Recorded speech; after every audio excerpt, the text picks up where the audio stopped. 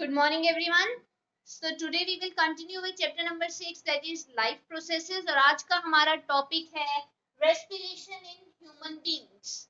कल मैंने तुम्हें रेस्पिरेशन के बारे में बताया था कि डिफरेंट जो ऑर्गेनिजम्स होते हैं उनमें रेस्पिरेशन करने के लिए डिफरेंट ऑर्गन्स बॉडी के अंदर होते हैं, और वो ये जो ऑर्गन्स होते हैं वो स्पेशलाइज सरफेस के अंदर एक स्ट्रक्चर के अंदर बॉडी के अंदर प्रॉपर्ली स्ट्रक्चराइज हुए होते हैं, प्रॉपर्ली बॉडी के अंदर वो प्लेस हुए होते हैं। तो ताकि क्योंकि वो बहुत ही सॉफ्ट एंड डेलिकेट होते हैं इसलिए हमारे वो हैं बॉडी के इनसाइड प्रेजेंट होते हैं। तो ह्यूमन बींग्स में भी हम यही रेस्पिरेशन की बात करेंगे और बात करेंगे कि किस तरह से जो एयर है, ऑक्सीजन है, बॉडी के अंदर जाती है और हमारा रेस्पिरेटरी सिस्टम कैसा होता है जो इसके साथ वर्क करता है। तो सबसे पहले जो एयर है वो एंटर करती है हमारे नोज के अंदर। एयर जो है एंटर करेगी हमारे नोज के अंदर, या फिर हम बोल सकते हैं नोस्ट्रिल के अंदर। एयर जो है एंटर करेगी नोस्ट्रिल्स में या फिर नोज में, ठीक है। एयर यहाँ ऐड करेगी, जैसे ही हमारे नोज के अंदर या नोस्ट्रिल्स के अंदर एयर जाएगी वहां पर बहुत सारे हेयर्स प्रेजेंट होते हैं। हमारे नर्व्स के अंदर हेयर्स प्रेजेंट होते हैं। उन हेयर्स का काम क्या होता है, जो एयर हमारी बॉडी के अंदर जानी है उसकी फिल्ट्रेशन करना, उसको एयर को क्या करना, उन्होंने फिल्ट्रेशन करना है उसकी। और उसके साथ साथ कभी कभी हमारा म्यूकस भी जो है नोज से सिक्रीट होता है। तो नोज के अंदर क्या होते हैं, हमारे नोस्ट्रिल्स में हेयर्स प्रेजेंट होते हैं। नोस्ट्रिल्स में क्या होते हैं, हेयर्स प्रेजेंट होते हैं। इन हेयर्स का काम क्या होता है, फिल्ट्रेशन करना। इसके साथ साथ म्यूकस भी प्रेजेंट होता है। इसके साथ साथ म्यूकस भी प्रेजेंट होता है हमारा। ये जो म्यूकस होता है इसका काम क्या होता है, हमारी फिल्ट्रेशन की प्रोसेस में हेल्प करना। इनका काम क्या है, हमारी फिल्ट्रेशन करना, एयर की फिल्ट्रेशन करने में हेल्प करना। एयर की फिल्ट्रेशन करने में इन्होंने क्या करना है, हमारे हेल्प करना है, म्यूकस ने और हेयर्स ने जो प्रेजेंट होंगे। अब यहाँ से, अब नोज से हमारी एयर कहाँ पास होकर जाएगी, हमारे थ्रोट में।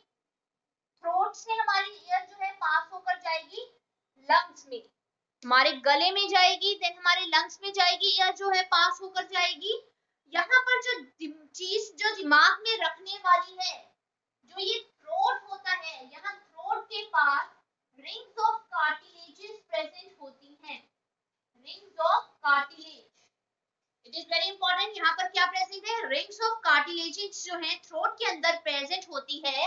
इनका काम होता है कि ये चेक करना air does not collapse, air जो है ज्यादा से ज्यादा हमारी कोलैप्स ना करे। हमारी जो एयर विंड पाइप, तुम्हें पता होगा हमारी बॉडी में विंड पाइप होती है और हमारी फूड पाइप होती है। तो फूड पाइप में हमारा विंड पाइप एयर ना चली जाए उसको बचाती है। तो ये रिंग ऑफ कार्टिलेजेस का काम क्या है, एयर डज नॉट कोलैप्स। तो यहाँ पर क्वेश्चन पूछा जाता है, where are rings of cartilages present. तो ये थ्रोट में होती है। And what are their function, they prevent air to be collapse. Air को कोलैप्स होने से ये क्या करती है, बचाती है। तो सबसे पहले एयर एंटर की नोस्ट्रिल में, नोस्ट्रिल से थ्रोट से होकर ये कहाँ जाएगी, हमारे लंग्स के अंदर जाएगी। अब लंग्स में क्या होता है, लंग्स हमारी डिवाइड होती है स्मॉलर एंड स्मॉलर ट्यूब्स में। लंग्स जो है वो डिवाइड हुई होती है स्मॉलर ट्यूब्स में, छोटी छोटी ट्यूब्स में ये क्या हुई होती है, हमारी डिवाइड हुई होती है। Lungs is divided into a smaller smaller tube and finally ये जो ट्यूब्स हैं ये मिलकर एक बलून लाइक स्ट्रक्चर बना देती हैं। ये क्या कर देती है, हमारी बलून लाइक स्ट्रक्चर्स बना देती हैं। फाइनली ये टर्मिनेट होकर क्या करती है, बलून लाइक स्ट्रक्चर्स बना देती है। और उस बलून लाइक स्ट्रक्चर्स को हम क्या बोलते हैं, एल्वियोलाई। क्या बोलते हैं, एल्वियोलाई। Very important. मैंने क्या बोला, नोस्ट्रिल से एयर एंटर करके गई थ्रोट में, थ्रोट से एंटर करके जाएगी लंग्स में। लंग्स जो है ये छोटी छोटी ट्यूब्स में डिवाइड होती है। फाइनली ये ट्यूब एक बलून लाइक स्ट्रक्चर बना देती है। उस बलून लाइक स्ट्रक्चर को हम बोलते हैं एल्वियोलाई। ये जो मैंने बोला ना तुम्हारे, ये छोटे छोटे स्मॉलर ट्यूब्स हैं, ये छोटे छोटे स्मॉलर ट्यूब्स को हम क्या बोल देते हैं, ब्रोंकियाइल्स। क्या बोलते हैं इनको, ब्रोंकियाइल्स। क्लियर, ब्रोंकियाई बोल सकते हैं, ब्रोंकियोल्स बोल सकते हैं। ये फाइनली ये हमारा इस तरह से लंग्स का स्ट्रक्चर स्ट्रक्चर होता है।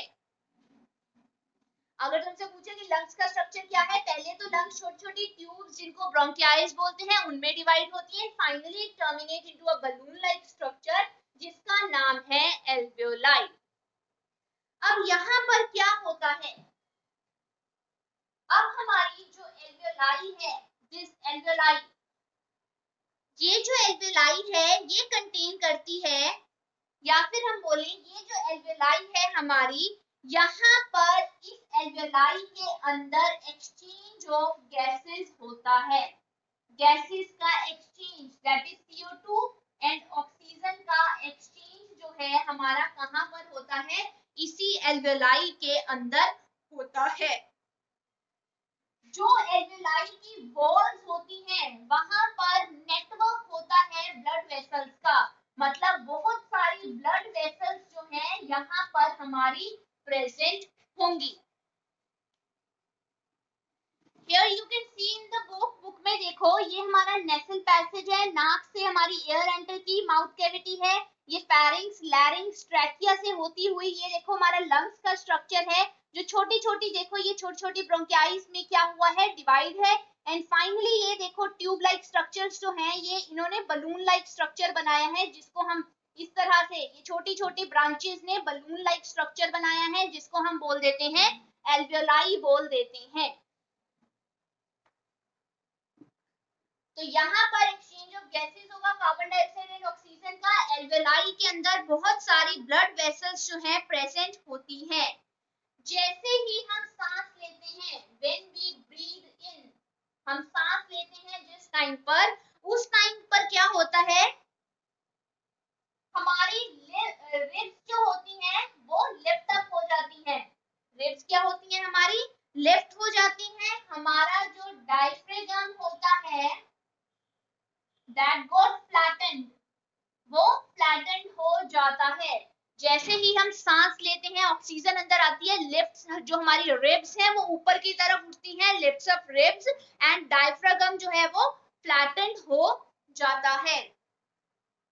ठीक है, और चेस्ट कैविटी, इनकी वजह से क्या होता है, चेस्ट कैविटी जो होती है, चेस्ट कैविटी जो होती है वो लार्ज हो जाती है। ऑब्वियसली जब हम बलून में भी जब पानी भरें या हम बलून को फुलाने की कोशिश करते हैं तो उसके अंदर एयर जब भर जाती है तो फूल जाता है, बड़ा स्वेल अप हो जाता है। ऐसे ही जब हमारी एल्वियोलाई के अंदर ये बलून लाइक स्ट्रक्चर है, ऑक्सीजन जाती है, ये भी क्या हो जाता है, फूल जाता है। हमारी चेस्ट कैविटी जिसकी वजह से क्या हो जाती है, लार्ज हो जाती है। और जैसे ही एयर जाएगी लंग्स के अंदर, एज एयर एंटर करेगी लंग्स के अंदर, ये जो एल्वियोलाई है, ये जो एल्वियोलाई है ये भी क्या कर जाएगी, एक्सपैंड कर जाएगी। दिस एल्वियोलाई, एयर भर गई इसके अंदर, ये भी क्या कर जाएगी, एक्सपैंड कर जाएगी। ठीक है, अब क्या होता है, एयर एंटर कर गई, एयर किसकी बनी हुई है, उसके अंदर क्या प्रेजेंट है हमारा, ऑक्सीजन प्रेजेंट है। और मैंने बोला एल्वियोलाई के अंदर हमारी जो है वो ब्लड वेसल्स प्रेजेंट है। तो जो ब्लड होगा वो क्या करेगा, हमारी रेस्ट ऑफ द बॉडी, जो बाकी की बॉडी है, वहां से CO2 को लेकर आएगा, ब्रिंग्स CO2 को क्या करेगा, वो लेकर आएगा और एल्वियोलाई के अंदर उसको क्या कर देगा, छोड़ देगा। CO2 लेकर आएगा और उसको कहाँ छोड़ देगा, एल्वियोलाई के अंदर। वहां ही जब हमने सांस ली तो ऑक्सीजन जो है एल्वियोलाई के अंदर हमारी भर गई। ऑक्सीजन हमारी जैसे ही एल्वियोलाई के अंदर भरी, ब्लड, जो एल्वियोलाई की ब्लड वेसल्स हैं, जो एल्वियोलाई की ब्लड वेसल्स हैं या ब्लड है, वो क्या करेगा, उस ऑक्सीजन को ट्रांसपोर्ट कर देगा to all the cells of the body.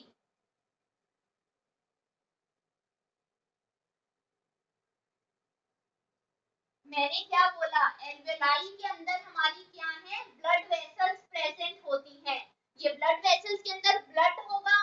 जैसे ही हमने सांस ली, हमने एयर ली, ऑक्सीजन हमारी ब्लड वेसल्स के अंदर आएंगी और उन ब्लड वेसल्स के थ्रू, ब्लड के थ्रू वो सारी के सारी ऑक्सीजन हमारे सारी बॉडी के सेल्स में ट्रांसपोर्ट हो जाएगी। और उधर हमारी बॉडी के अंदर कार्बन डाइऑक्साइड प्रेजेंट है, तो यही ब्लड क्या करेगा, सारी बॉडी से कार्बन डाइऑक्साइड को लेकर आएगा और उसको एल्वियोलाई तक पहुंचा देगा। और इसको जो ये कार्बन डाइऑक्साइड एंड CO2 का एक्सचेंज जो ये टेक प्लेस कर रहा है, इसको हम बोल देते हैं ब्रीदिंग साइकिल। इसको हम क्या बोलते हैं?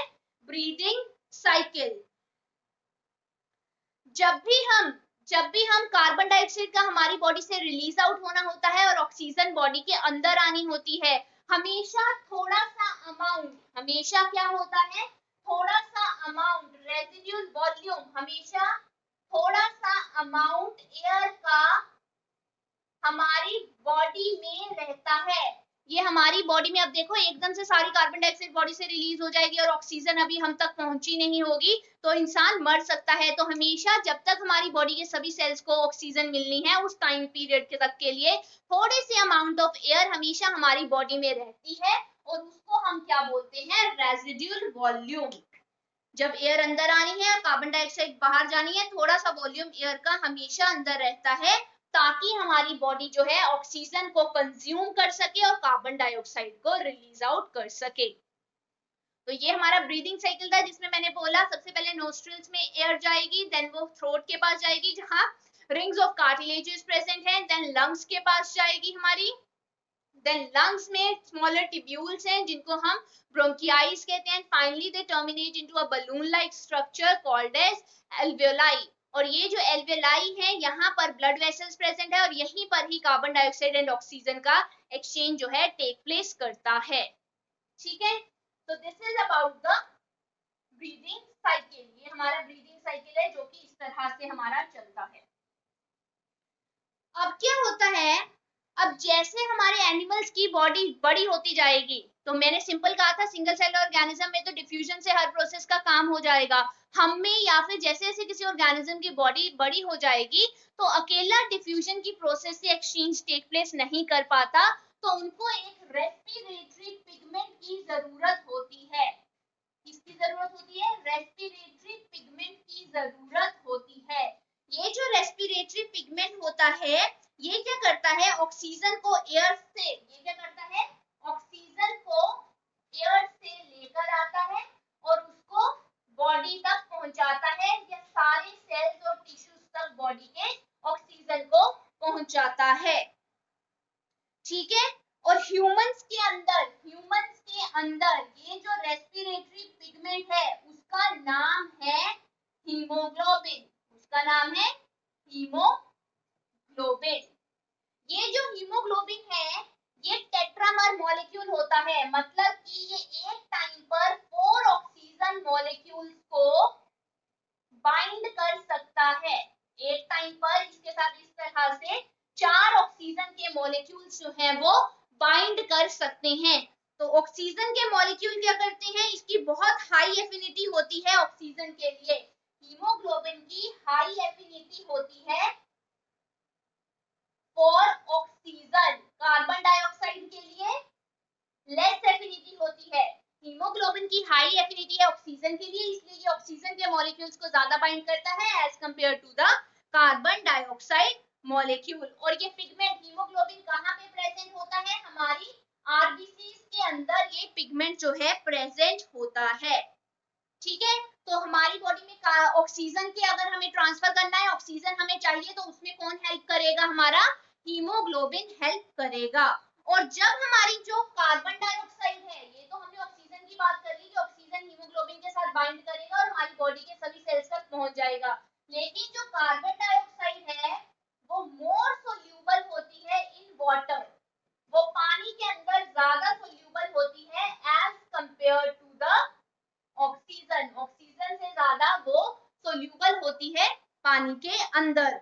तो इसीलिए ये जो कार्बन डाइऑक्साइड होती है, ये कार्बन डाइऑक्साइड ब्लड के पास ट्रांसपोर्ट होकर कैसे जाती है?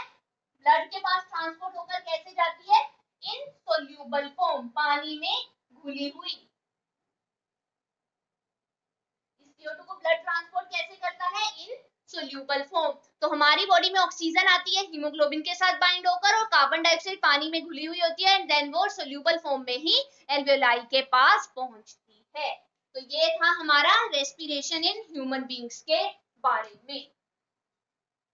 आई होप तुम लोगों को ये समझ में आ गया हो। अब हमने क्या करना है, इसी से रिलेटेड पेज नंबर 105 के ऊपर कुछ क्वेश्चंस दिए गए हैं।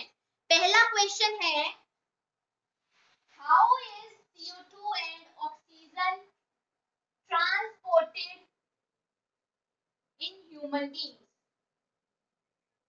तो ह्यूमन बीइंग्स के अंदर कार्बन डाइऑक्साइड एंड ऑक्सीजन का ट्रांसपोर्ट कैसे होता है। अभी मैंने बताया oxygen Hb means haemoglobin, oxygen haemoglobin के साथ बाइंड करती है एंड ट्रांसपोर्ट होता है इसका to all cells of body.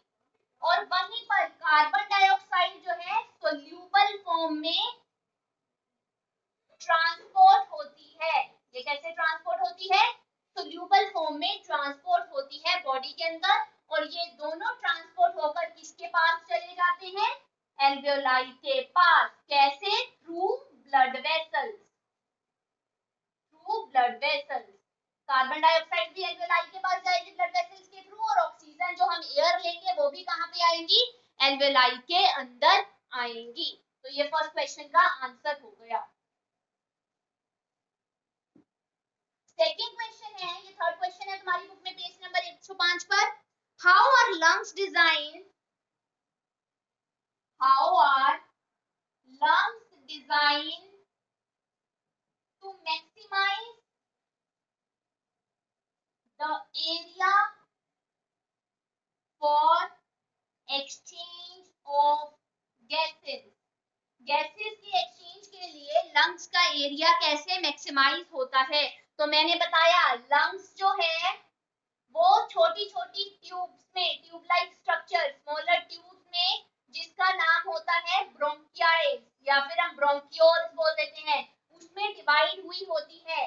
Then ये ब्रोंकियाइज जो है टर्मिनेट होकर बना देती है बलून लाइक स्ट्रक्चर, जिसका नाम है एल्वेओलाई, जिसका नाम है एल्वेओलाई। और ये एल्वेओलाई क्या करती है, सरफेस एरिया इंक्रीज करती है ताकि ऑक्सीजन या फिर एयर एंटर कर सके लंग्स के अंदर। और यहीं पर एल्वेओलाई के पास ब्लड वेसल्स हैं, वो ब्लड वेसल्स क्या करती हैं, एक्सचेंज ऑफ गैसेस। वो ब्लड वेसल्स का काम क्या है, एक्सचेंज ऑफ गैसेस में हेल्प करना। बॉडी से कार्बन डाइऑक्साइड लेकर आएगी और बाहर से ऑक्सीजन को बॉडी के अंदर लेकर आएगी। So these are the questions related to respiration in human beings. ये था आज का हमारा टॉपिक। आई होप तुम सभी को ये समझ आ गया हो। Thank you very much.